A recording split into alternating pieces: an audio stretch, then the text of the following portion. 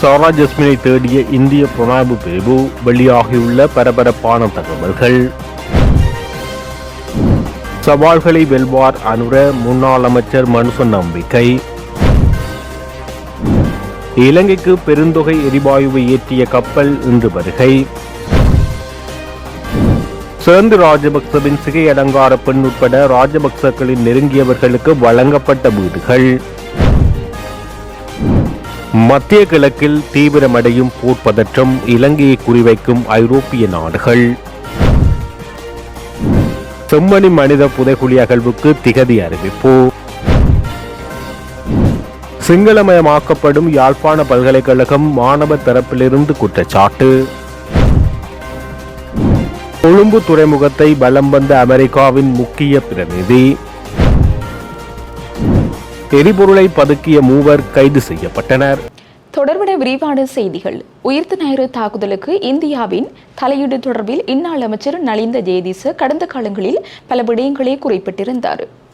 சாரா Jasmine இந்தியாவில் இருப்பதாகவும் அவருக்கு பாதுகாப்பு வழங்குவதாகவும் பாராளுமன்றத்தில் தெரிவித்திருந்தார். ஆனால் பின்னர் அதை மறுத்திருந்தார். இன்றைய நிலையில் இந்திய புலனாய்வு பிரிவு தாக்குதலில் மூன்றாம் தரப்பாக செயற்பட்டுள்ளதா என்ற சந்தேகம் முன்னாள் பொலிஸ் மா அதிபர் சந்தன தீபால் விக்ரமரத்ன வழங்கியுள்ள வாக்குமூலம் பரபரப்பை ஏற்படுத்தியுள்ளது. கைது செய்யப்பட்டுள்ள சுரேஷ் சாலை தொடர்பான விசாரணையின் போது ஓய்வு பெற்ற பொலிஸ் மா அதிபர் சந்தன தீபால் விக்ரமரத்ன வழங்கிய வாக்குமூலத்தில் பல விடயங்கள் பாரிய சந்தேகங்களை தோற்றுவித்துள்ளன. தாக்குதல் தொடர்பில் அக்காலப்பகுதியில் நடைபெற்ற விசாரணையின் போது ஜனாதிபதியாக இருந்த கோட்டபாய சாரா ஜஸ்மின் இறந்துவிட்டார் என்ற கோணத்தில் விசாரணைகளை நடத்துமாறு அறிவித்திருந்தார். சாராவின் டிஎன்ஏவும் அக்கால பகுதியில் பல சிக்கல்களை ஏற்படுத்தியதாக அவர் வாக்குமூலத்தில் தெரிவித்தார். மேலும் இலங்கையில் இருந்த இந்திய புலனாய்வு பிரிவு பிரதானி ஒருவர் தன்னை சந்திக்கும் ஒவ்வொரு முறையும் சாரா ஜஸ்மின் தொடர்பில் ஏதும் விவரங்கள் கிடைத்ததா என்று வினவுவாராம். சாரா ஜஸ்மின் டபுள் ஏஜென்ட் ஆக செயற்பட்டுள்ளாரா என்ற சந்தேகமும் கடந்த காலங்களில் பேசப்பட்ட விடயமாகும். இந்த நிலையில் பொலிஸ் மா அதிபரின் வாக்குமூலம் இன்னும் பல சந்தேகங்களுக்கு வழி சமைக்கிறது.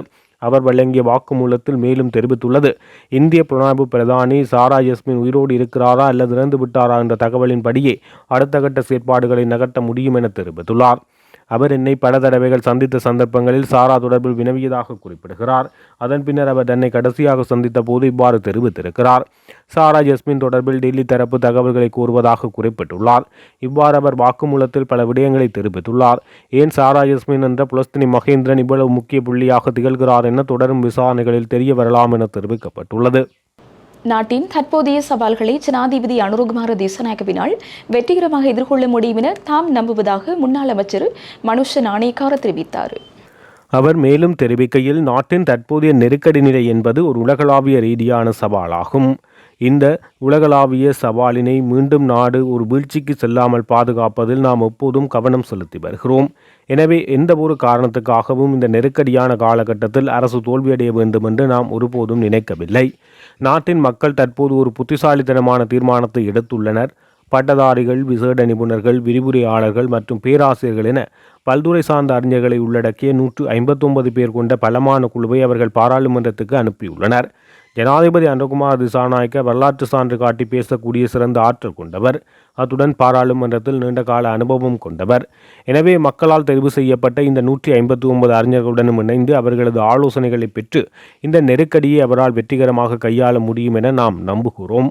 எந்தவொரு அரசியல்வாதியும் இந்த நேரத்தில் நாடு வீழ்ச்சி அடைவதையோ, மக்கள் மீண்டும் வரிசைகளில் நிற்பதையோ அல்லது விவசாயம், சுற்றுலா மற்றும் கைத்தொழில் துறைகள் பாதிக்கப்படுவதையோ விரும்பக்கூடாது. இந்த அனைத்து துறைகளையும் பாதுகாத்து முன்னேற்றுவதே தற்போதைய அவசியமாகும் என தெரிவித்தார். இலங்கைக்கு 3900 மெட்ரிக் டன் எரிவாயுவை ஏற்றிய கப்பல் ஒன்று இன்று நாட்டிற்கு வரும் என லிட்ரோ நிறுவனம் தெரிவித்துள்ளது. இந்த மாதத்தில் 7 எரிவாயு கப்பல்கள் நாட்டுக்கு வருகை தந்துள்ளதாக நிறுவனம் குறிப்பிட்டுள்ளது. இதற்கமைய இந்த மாதம் 27,300 மெட்ரிக் டன் எரிவாயு நாட்டுக்கு வந்துள்ளதாக இந்த நிறுவனம் தெரிவித்துள்ளது. மேலும் இந்த மாதம் 3 எரிவாயு கப்பல்கள் நாட்டுக்கு வர உள்ளதாக லிட்ரோ நிறுவனம் குறிப்பிட்டுள்ளது. கொழும்பு புளுமெண்டல் வத்தை பகுதியில் வறிய மக்களுக்காக நிர்மாணிக்கப்பட்ட சரச்சந்திர வீடமைப்பு திட்டத்தில் 22 வீடுகள் முன்னாள் பாதுகாப்பு செயலாளர் கோட்டபய ராஜபக்ச மற்றும் சிரந்தி ராஜபக்ச ஆகியோரின் அரசியல் நெருக்கமானவர்களுக்கு வழங்கப்பட்டுள்ளதாக லஞ்ச ஊழல் ஆணைக்குழு நீதிமன்றத்தில் தெரிவித்துள்ளது. சுமார் 39 கோடி ரூபாய் செலவில் அமைக்கப்பட்ட இந்த வீடுகள் உரிய தகுதியற்றவர்களுக்கு வழங்கப்பட்டுள்ளதாக குறிப்பிடப்படுகிறது. அதன்படி குறித்த வீடுகள் சிரந்தி ராஜபக்சவின் சிகை அலங்கார பெண்கள், ஜனாதிபதி செயலகத்தின் வீட்டு பணிப்பெண்கள் மற்றும் முன்னாள் சட்டமா அதிபரின் வீட்டு பணியாளர்கள் ஆகியோருக்கு சட்டவிரோதமாக பகிர்ந்தளிக்கப்பட்டுள்ளதாக தெரிவிக்கப்பட்டுள்ளது. இது தொடர்பில் இந்த திட்டத்தின் முன்னாள் பணிப்பாளர் ஓய்வு பெற்ற பிரிகேடியர் ரஞ்சித் சமரசிங்க கைது செய்யப்பட்டுள்ளதாக தகவல்கள் வெளியாகியிருந்தன. மேலும் இது சம்பந்தமான விசாரணைகள் இடம்பெறும். இந்த விடயம் தொடர்பில் பெயர் குறிப்பிடப்பட்டவர்களுக்கு விசாரணைக்கு அழைக்கப்படுவார்கள். மத்திய கிழக்கில் ஏற்பட்டுள்ள போர் பதற்றமானது இலங்கை போன்ற ஆசிய நாடுகளின் பொருளாதாரத்தில் நேரடி மற்றும் மறைமுக தாக்கங்களை ஏற்படுத்தியுள்ளதாக தெஹிவளை கல்கிசை மாநகர சபை உறுப்பினர் வைத்தியர் சமல் சஞ்சீவ தெரிவித்தார். எதுலக்கோட்டையில் உள்ள ஐக்கிய மக்கள் சக்தியின் தலைமை அலுவலகத்தில் நேற்று நடைபெற்ற ஊடகவியலாளர் சந்திப்பில் அவர் இதனை தெரிவித்துள்ளார். அவர் மேலும் தெரிவிக்கையில், மத்திய கிழக்கில் நிலவும் போர்ச்சூழல் இலங்கையின் எரிபொருள் விநியோகம், மின்சாரம், சுற்றுலா மற்றும் உணவு பாதுகாப்பு ஆகிய துறைகளில் பாரிய தாக்கத்தை ஏற்படுத்தியுள்ளது. உலகளாவிய ரீதியில் இவ்வாறான நெருக்கடிகள் எழும்போது அதனை முன்கூட்டியே முகாமைத்துவம் செய்து மக்களின் இயல்பு வாழ்க்கையை உறுதிப்படுத்த வேண்டியது அரசின் பொறுப்பாகும். தற்போதைய அரசு மக்களுக்கு வழங்கிய வாக்குறுதிகளை நிறைவேற்ற முடியாமல் திணறி வருகிறது. உலகளாவிய நெருக்கடியை சாட்டாக கூறி தனது இயலாமையை மறைக்க முற்படக்கூடாது. சர்வதேச சந்தையில் மசகு எண்ணெய் விலை வேகமாக உயர்ந்து வருவதால் உள்நாட்டில் எரிபொருள் விலைகள் மேலும் உயர்த்த வேண்டிய அபாயம் ஏற்பட்டுள்ளது. மறுபுறம் தரமற்ற நிலக்கரி இறக்குமதி செய்யப்பட்டதால் மின் உற்பத்தி பாதிக்கப்பட்டுள்ளதோடு அதை ஈடுகட்ட டீசல் அதிகளவு பயன்படுத்தப்படுகிறது.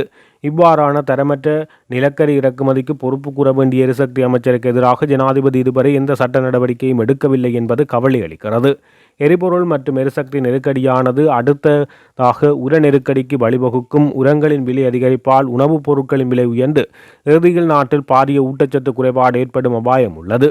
இந்த நெருக்கடிகளை தீர்க்க அனைத்து அரசியல் கட்சிகளையும் துறைசார் நிபுணர்களையும் அழைத்து முறையானதொரு தேசிய வேலை திட்டத்தை அரசு உடனடியாக தயாரிக்க வேண்டும். உயிர்த்த ஞாயிறு தின தாக்குதல் தொடர்பான விசாரணைகள் வெளிப்படைத்தன்மையுடன் அமைய வேண்டும். அரச புலனாய்வு பிரிவின் முன்னாள் பிரதானி கைது செய்யப்பட்டுள்ள போதிலும் இந்த சம்பவத்துடன் தொடர்புடைய அரசுடன் நெருக்கமாக ஏனையோ தொடர்பிலும் விசாரணைகள் முன்னெடுக்கப்பட வேண்டும். குறிப்பாக தற்போதைய சுகாதார அமைச்சர் எதிர்க்கட்சியில் இருந்தபோது இந்த தாக்குதல் குறித்து வெளியிட்ட தகவல்கள் தொடர்பில் அவரிடம் குற்றப்புலனாய்வு திணைக்களம் விசாரணை நடத்த வேண்டும் என குறிப்பிட்டுள்ளார். மத்திய கிழக்கு பிராந்தியத்தில் உள்ள நாடுகளில் முதலீடு செய்துள்ள அமெரிக்கா மற்றும் ஐரோப்பிய முதலீட்டாளர்களை இலங்கைக்கு ஈர்ப்பதற்கான செயற்திட்டத்தை ஜனாதிபதி அனுரகுமார திசாநாயக்கவிடம் இலங்கை முதலீட்டு சபை சமர்ப்பித்துள்ளது. மத்திய கிழக்கில் நிலவும் போர் சூழ்நிலையினால் எழும் நெருக்கடிக்கு இலங்கையை ஒரு உகந்த முதலீட்டு மையமாக பயன்படுத்துவதே தங்களின் நோக்கம் என்று இலங்கை முதலீட்டு சபையின் பணிப்பாளர் நாயகம் ரேணுகா எம் வீரக்கூன் தெரிவித்தார். இந்த திட்டத்துக்கான பதில்களை ஜனாதிபதியும் நிதியமைச்சும் எதிர்பார்த்து கொண்டிருப்பதாக அவர் கூறியுள்ளார். போர் குறித்த அச்சம் இல்லாததும் நீர்வளம் கொண்ட நாடாக இருப்பதும் முதலீடுகளை ஈர்ப்பதில் இலங்கைக்கு சாதகமாக அமைந்துள்ளது என அவர் தெரிவித்துள்ளார். தொலைத்தொடர்பு, சுற்றுலா, கல்வி, நிதி சேவைகள், மருந்து உற்பத்தி, தகவல் தொழில்நுட்பம், தளபாடங்கள் போன்ற துறைகளில் ஐரோப்பியா மற்றும் அமெரிக்க நிறுவனங்களை நாட்டில் முதலீடு செய்ய ஊக்குவிக்கலாம் என பணிப்பாளர் நாயகம் குறிப்பிட்டுள்ளார். இந்த நிலையில் மத்திய கிழக்கு மற்றும் ஐரோப்பாவில் உள்ள இலங்கை தூதர்கள் எதிர்காலத்தில் பொருளாதார ராஜதந்திரம் தொடர்பாக மேலும் முக்கிய பணிகளை செய்ய வேண்டியிருக்கும் என முதலீட்டு சபையின் சிரேஷ்ட அதிகாரி ஒருவர் தெரிவித்தார். துபாயை போன்ற வரிவிலக்கு கொள்கைகளுடன் இந்த நாட்டில் முதலீட்டை வழங்குவது நடைமுறையில் சாத்தியமற்றது. ஆனால் தற்போதைய போர் சூழலை எதிர்கொண்டு பாதுகாப்பு, நீர் மற்றும் உயிர்சக்தி ஆகியவற்றை கொண்டு ஒரு மூலோபாய வாய்ப்பு இலங்கைக்கு உள்ளது என அவர் தெரிவித்துள்ளார். யாழ்ப்பாணம் செம்மணி மனித புதைகுழி அகழ்வு பணிகள் எதிர்வரும் ஏப்ரல் மாதம் 20ஆம் தேதி முதல் முன்னெடுக்கப்பட உள்ளதாக அமைச்சர் பிமல் ரத்நாயக்க தெரிவித்துள்ளார். பாராளுமன்றத்தில் நேற்றைய தினம் உரையாற்றுகின்ற போது அவர் இதனை தெரிவித்தார். செம்மணி மனித புதைகுழி விவகாரத்தை மூடி மறைக்க வேண்டிய அவசியம் தற்போதைய அரசாங்கத்துக்கு இல்லை. 2024ஆம் ஆண்டு முதல் இதுவரை 239 மனித உடல்கள் மீட்கப்பட்டுள்ளது. அதிலும் தற்போதைய அரசாங்க காலப்பகுதியில் மாத்திரம் 224 மனித உடல்கள் மீட்கப்பட்டுள்ளது. இந்த 17 மாத காலப்பகுதியில் குறித்த உடல்கள் மீட்டுள்ளோம். 25 வருடங்களாக முன்னெடுக்கப்பட்ட அகழ்வு பணிகளின் போது 15 உடல்களே மீட்கப்பட்டன. எனவே உரிய வகையில் அகழ்வு பணிகள் முன்னெடுக்கப்பட்டுள்ளமை நிரூபணமாகியுள்ளது. ஆகவே அரசாங்கத்துக்கு சேறு பூசும் நடவடிக்கைகளை மேற்கொள்ள வேண்டும். 30 வருடங்களுக்கு மேலாக வழக்கு விசாரணை இடம்பெறுகிறது. எனவே சந்தேகம் ஏற்பட்டதற்காக ஒருவரை சென்று கைது செய்ய முடியாது. இது முக்கியத்துவம் வாய்ந்த ஒரு பிரச்சினை. இந்த விடயத்தை கவனமாக கையாள வேண்டும் என அமைச்சர் பிமல் ரத்நாயக்க தெரிவித்துள்ளார். மத்திய கல்வி அமைச்சு முதலாம் தவணைக்கான பரீட்சைகளை ரத்து செய்துள்ள போதிலும் வடமாகாண கல்வி அமைச்சு இவ்வறிவுறுத்தலை பின்தள்ளி பரீட்சைகளை நடாத்த முனைப்புடன் செயற்படுவது குறித்து சந்தேகம் வெளியிட்டுள்ளனர். இந்த நிலையில் பதிப்பகங்களில் பெறப்படும் சலுகை கொடுப்பனவுக்காக வடமாகாண கல்வி அமைச்சு இந்த பரீட்சைகளை நடாத்த உள்ளது என்ற கேள்வி எழுந்துள்ளது. இது குறித்து மேலும் தெரிய வருவது கல்வி அமைச்சின் சுற்று நிறுவம் 2026-1-2 பந்தி 4-7 குறிப்பிட்டதற்கு அமைவாக தரம் 7 தொடக்கம் 11 வரையும் புதிய தரம் 6க்கும் பரீட்சைகள் நடாத்தப்படக்கூடாது என குறிப்பிடப்பட்டுள்ளது. எனினும் வடமாகாண கல்வி அமைச்சு முதலாம் தவணை விஞ்ஞான பாட செயல்முறை பரீட்சை 12/2/2026 ஊடாக தவணை பரீட்சை தொடர்பாக வெறுமனே கையொப்பமிடப்பட்ட நேர சூசி ஊடாக பரீட்சைகள் நடாத்தப்பட உள்ளதாக அறிவித்துள்ளது. ஏற்கனவே முதலாம் தவணையில் விளையாட்டுப் போட்டிகள் காரணமாக பரீட்சைகள் இடைநிறுத்தப்படும் என்கின்ற சுற்று நிறுவம் கல்வி அமைச்சினால் வெளியிடப்பட்டது. அத்துடன் மேற்குறிப்பிட்ட இந்த வருடத்துக்கான புதிய சுற்று நிறுவம் என அனைத்தையும் புறம் தள்ளி மத்திய அதிகாரத்தை புறம் தள்ளி வடக்கு மாகாண கல்வி திணைக்களம் செயற்படுவது மாணவர்களை மன அழுத்தத்துக்கு உட்படுத்தும் செயற்பாடாக அமையக்கூடும் என சுட்டிக்காட்டப்பட்டுள்ளது. யாழ்ப்பாண பல்கலைக்கழகமானது தற்போது சிங்களமயமாக்கப்பட்டு வருவதாக யாழ்ப்பாண பல்கலைக்கழக கலைப்பிட மாணவர் ஒன்றியத்தின் ஊடக பேச்சாளர் கபிதரன் தெரிவித்துள்ளார். பல்வேறு துறை சார்ந்த விரிவுரைகள் எவ்வித எதிர்ப்புமின்றி ஆங்கில மொழிக்கு மாற்றப்பட்டு சிங்கள மாணவர்களை உள்ளடக்கி சிங்களமயமாக்கப்பட்டு வருகிறது. இது மிகவும் ஒரு பாரதூரமான விடயமாக காணப்படுகிறது. யாழ்ப்பாண பல்கலைக்கழகம் என்பது தமிழர்களுடைய ஒரு மரபுரிமை சின்னம், தமிழர்களின் போராட்டத்தின் ஒரு அடையாள சின்னம், தமிழர்களின் பண்பாட்டு ஒரு காவலரன். இப்படியான பல்கலைக்கழகத்தில் மேற்குறித்த மோசமான செயற்பாடுகளிலிருந்து மாற்றம் வேண்டும் என கூறி ஆட்சிக்கு வந்த இந்த அரசாங்கம் மாணவர்கள் மீது காட்டுகிற மாற்றம் இதுதானா? முன்னைய அரசாங்கத்துக்கும் இந்த அரசாங்கத்துக்கும் என்ன வித்தியாசம் இருக்கிறது என கேள்வி எழுப்பியுள்ளார். தெற்கு மற்றும் மத்திய ஆசியாவிற்கான அமெரிக்க சிறப்பு தூதுவர் செர்ஜியோ கோரு கொழும்பு துறைமுகத்திற்கு விஜயம் ஒன்றை மேற்கொண்டுள்ளார். இந்த விஜயமானது நேற்றைய தினம் வெள்ளிக்கிழமை மேற்கொள்ளப்பட்டது. இந்த விஜயத்தின் போது அவர் இலங்கை துறைமுக ஆணைய தலைவருடன் இணைந்து துறைமுக செயற்பாடுகளை நேரில் பார்வையிட்டு சர்வதேச வர்த்தகத்தை பாதுகாப்பாக வைத்திருக்க கடல்சார் பாதுகாப்பின் முக்கியத்துவத்தை வலியுறுத்தினார். கொழும்பு துறைமுகம் தெற்காசியாவை உலக சந்தைகளுடன் இணைக்கும் முக்கிய மையமாக இருப்பதால் அமெரிக்கா இலங்கை கூட்டாண்மை மூலம் பாதுகாப்பான மற்றும் வெளிப்படையான வர்த்தகத்தை மேம்படுத்தவும், துறைமுக செயல்திறனை உயர்த்தவும், சர்வதேச விநியோக சங்கிலியின் நம்பகத்தன்மையை பாதுகாக்கவும் நடவடிக்கைகள் மேற்கொள்ளப்படுகின்றது என அவர் சுட்டிக்காட்டியுள்ளார். மேலும் இந்த நடவடிக்கைகள் அமெரிக்க உற்பத்தியாளர்கள் மற்றும் நுகர்வோரின் பொருளாதாரத்துக்கு நேரடி தாக்கத்தை ஏற்படுத்தும் என அவர் தெரிவித்தார். நீர்கொழும்பு போகுதோட்ட பகுதியில் உள்ள சுற்றுலா விடுதியொன்றில் சட்டவிரோதமான முறையில் தங்கியிருந்த 76 இந்தோனேசிய பிரஜைகள் நேற்று கைது செய்யப்பட்டுள்ளனர். குடிவரவு மற்றும் குடியகல்வு திணைக்களத்துக்கு கிடைத்த புலனாய்வு தகவலின் அடிப்படையில் அதன் புலனாய்வு பிரிவு அதிகாரிகளால் முன்னெடுக்கப்பட்ட விசேட சோதனையின் போது இவர்கள் கைது செய்யப்பட்டனர். இவர்கள் சுற்றுலா விசா மற்றும் வணிக விசா வசதிகளின் கீழ் இலங்கைக்கு வருகை தந்துள்ள நிலையில் அவர்களில் 36 பேரின் விசா காலம் முடிவடைந்துள்ளதாக விசாரணைகளில் தெரிய வந்துள்ளது. ஏனைய 40 இந்தோனேசியர்களும் விசா நிபந்தனைகளை மீறி சட்டவிரோதமான முறையில் நாட்டில் தங்கியிருந்தமை கண்டறியப்பட்டுள்ளது. கைது செய்யப்பட்டவர்கள் 25 முதல் 35 வயதுக்கு இடைப்பட்டவர்கள் என்பதுடன் அவர்களில் 6 பேர் பெண்கள் ஆவார்கள்.